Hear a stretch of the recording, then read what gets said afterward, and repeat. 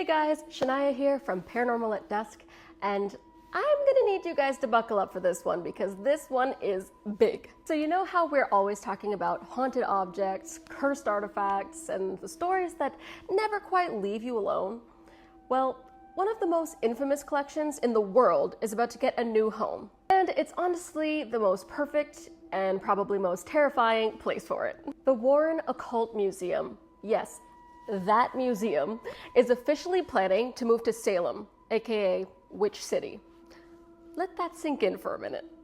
This is the museum founded by legendary paranormal investigators Ed and Lorraine Warren, the same couple behind some of the most chilling cases ever documented, including the real-life inspiration for The Conjuring. And yes, before you ask, Annabelle's coming too. Well, I'm talking about the real Annabelle doll, the, allegedly possessed Raggedy Ann doll that has been locked in a glass case with the words, "Please do not touch," or "Positively do not touch" on the case. It is the same object that sparked countless stories of bad luck, accidents, and worse. So here's what we know so far. The museum, which has been closed to the public since 2019 due to zoning issues in Connecticut, is being relocated after the original Warren home was purchased by Elton Casti and Matt Rife. Instead of letting the collection sit hidden away, the plan is to bring it back. Bigger, more accessible, and honestly, way more intense.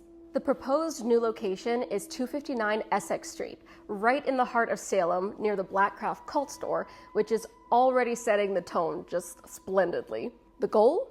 A fully indoor, year-round ticketed experience opening as early as September 2026. Now here's where things get really interesting. Salem just isn't any old town. This is the site of the Salem witch trials, a place already layered with centuries of fear, folklore, and unresolved energy.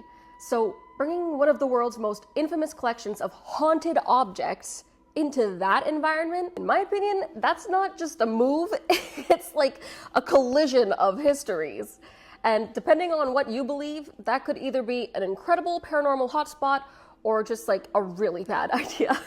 We have to remember that the Warrens didn't just say that these objects are haunted, they also claimed that they are dangerous. These are supposedly items tied to demonic attachments, oppression, and things that don't just stay in the past. So, the big question is, what happens when all of that energy is relocated and put on display in one of the most spiritually charged cities in America? We will definitely be keeping an eye on this story as more details come out, especially as we get closer to that 2026 opening.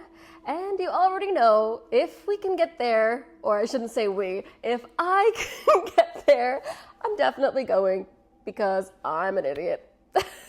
So make sure you're following Paranormal at Dusk for more updates, deep dives, and real haunted history. Because when something this big moves, we follow it. Stay safe, and as always, happy haunting!